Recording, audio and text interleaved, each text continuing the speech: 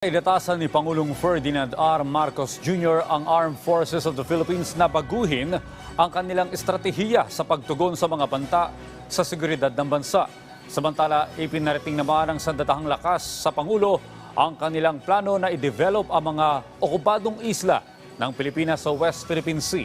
Si Bea Bernardo sa sentro ng balita. Nagsagawa ng command conference ang mga matataas na opisyal ng Armed Forces of the Philippines sa Camp Aguinaldo. Dumalo rin sa nasabing aktibidad si Pangulong Ferdinand R. Marcos Jr. Ayon kay AFP Chief of Staff General Romeo Browner Jr., mahigpit ang bilin ng Pangulo sa kanila na i-reconfigure ang kanilang strategiya sa pagtugon sa security threat sa bansa. Kabilang sa mga maituturing na banta ng seguridad ay ang New People's Army, terorismo at ang banta sa ating teritoryo at nasasakupan. Nabanggit po ng ating Pangulo that we have to think of new ways of dealing with them, innovative ways. No? That is why we have to really make sure that we study all of these things very carefully so that we come up with the necessary solutions.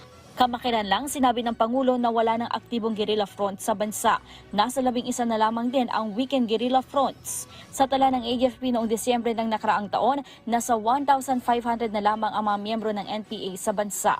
Target ng AFP na tuluyan ng matapos ang problema sa insurgency upang makapag-focus na rin sila sa territorial defense. Kaugnay nito, patuloy naman ang pagpapalakas ng Sandatahang Lakas ng kanilang kakayahan na maprotektahan ang ating bansa. Sa ngayon, patuloy ang kanilang pag-aayos ng listahan ng mga assets na nais nilang mabili sa ilalim ng AFP Modernization Program Horizon 3. Sabi ni Browner, inangkop nila ang kanilang mga nais na assets sa archipelagic concept. Kaya naman ilan sa kanilang mga prioridad na mabili ay ang mga barko, aircraft at maging mga radar.